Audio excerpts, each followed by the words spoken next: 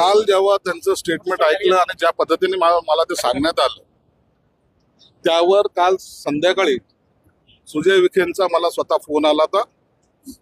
आताही ते कार्यक्रमामध्ये माझ्या बरोबर होते. त्यांनी सांगितलं की काही लोक हे बसच्या माध्यमातून किंवा ट्रक्सच्या माध्यमातून या ठिकाणी शिर्डीमध्ये येतात, दिवसभर या ठिकाणी राहतात आणि व्हाईटनर वगैरे अशा प्रकारच्या नशा ते लोक करतात आणि त्या लोकांना पायबंद घालावा हा माझा उद्देश होता. भाविकाचं कोणतंही मन दुखवण्याचा माझा हेतू नव्हता, असं त्यांनी स्पष्टपणे मला सांगितल्यामुळं मला वाटतं साई भक्तांचा अपमान करणं हा त्यांचा हेतू नसावा आणि नसेलच.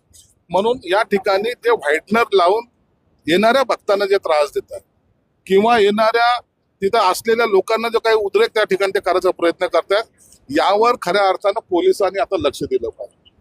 जर इतक्या मोठ्या प्रमाणामध्ये साईच्या चरणी लोक ज्या भक्तिभावाने येतात तिथं जर असे प्रकार घडत असेल तर हे चुकीचं आहे आणि त्याबद्दल त्यांनी त्यांचं मत व्यक्त केलं होतं.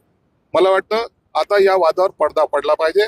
त्यांची मागणी त्या दृष्टीने जे परत राज्यातले लोक इथे येऊन जे करतात त्यावर त्यांचा आक्षेप होता आणि कोणत्याही प्रकारे या मंदिरातलं भोजनालय बंदही होणार नाही किंवा त्याच्यावर चार्जही लागणार नाही. विरोधक जे आहेत त्यांच्या वक्तव्याचा बऱ्याच करताना दिसून येत आहे.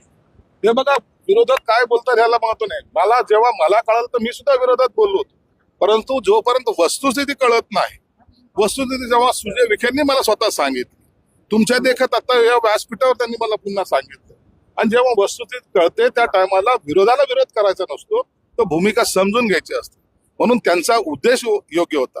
म्हणून तुम्हाला वारंवार सांगतो की या ठिकाणी भोजनालयाचे पैसे सुद्धा घेतले जाणार नाहीत आणि हे भोजनालय कायम चांगल्या सर्व भाविकांसाठी खुलं राहणार. विरोधक कह रहे कि साई भक्तों का अपमान है, कैसे